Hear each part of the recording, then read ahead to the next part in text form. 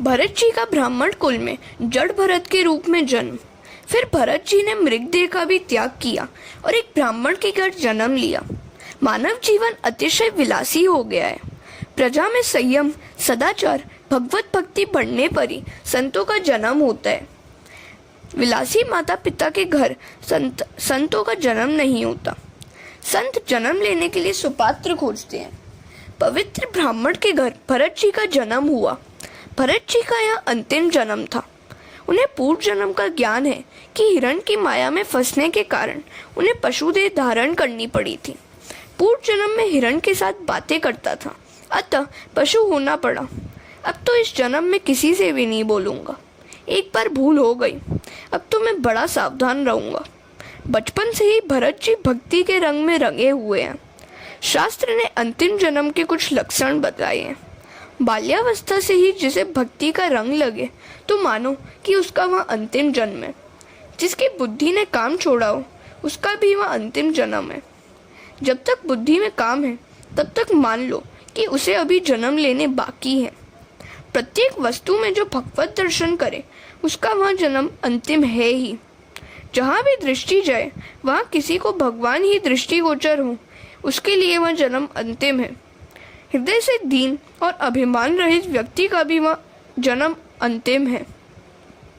जड़ भरत जी का यह अंतिम जन्म था। एक हंसता हुआ बदी बनता है तो दूसरा रोता हुआ। साधारण व्यक्ति वासना के अधीन होकर संसार में आता है तो संत भगवत इच्छा से भगवत कार्य के लिए संसार में आते हैं। परमन और परधन को आकर्षित करने वाला व्यक्ति संसार की दृष्टि में चतुर है, किंतु यह कला तो एक सामान्य स्त्री के लिए भी साहजिक है।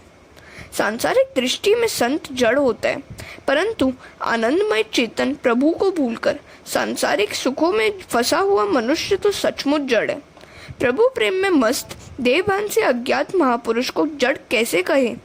किंतु संसार की विपरीत मान्यता के कारण सांसारिक लोगों ने भरत जी का नाम जड़ भरत रख दिया। लोग भरत जी को मूर्ख मानते हैं तो भरत जी सोचते हैं कि लोग मुझे मूर्ख माने तो इसमें बुराई भी क्या है। पूर्व जन्म में ज्ञान का प्रदर्शन करने गया तो दुखी हो गया।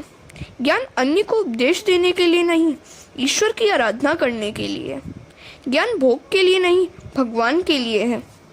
शंकराचार्य जी ने कहा है, विदुषाम यच्च वैदुष्यम मुक्ते न तु भुक्ते।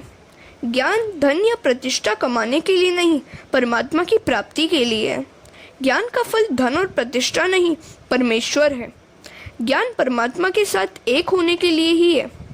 जड़ भरत ने सोचा कि पूर्व जन्म में पशु के साथ वाणी व्यवहार निभाया था, अतः मुझे इस जन्म में पशु का अवतार मिला, सो इस जन्म में किसी के साथ भी मैं बातें नहीं करूँगा।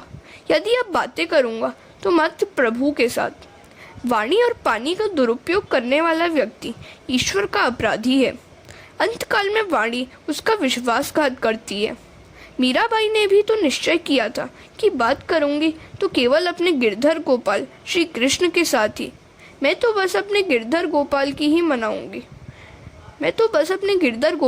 मनाऊंगी। संसार के लोगों या रिश्तेदारों को मनाने से क्या लाभ होगा? जड़ भरत किसी से भी बोलते नहीं थे। अति बोलने से स्नेह उत्पन्न होता है। वैसे तो इस सृष्टि में ईश्वर ने एक एक काम के लिए दो दो इंद्रियां दी है। एक आँख से भी देखा जा सकता है, फिर भी दो आंखें दी है, किंतु एक ही जीव को दो काम करने पड़ते हैं, बोलने का और खाने का। अतः जीव पर अधिक अंकुश की आवश्यकता है। दूसरों के साथ बातें करने से, प्रेम करने से वासना उत्पन्न होती है।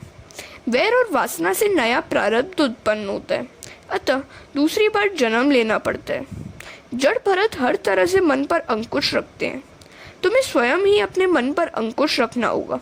तुम्हारे मन को दूसरा कौन अंकुशित करेगा? रामदास स्वामी ने कहा है कि अतिशय घूमने घामने से शांति नहीं मिल पाती। हरे कृष्ण।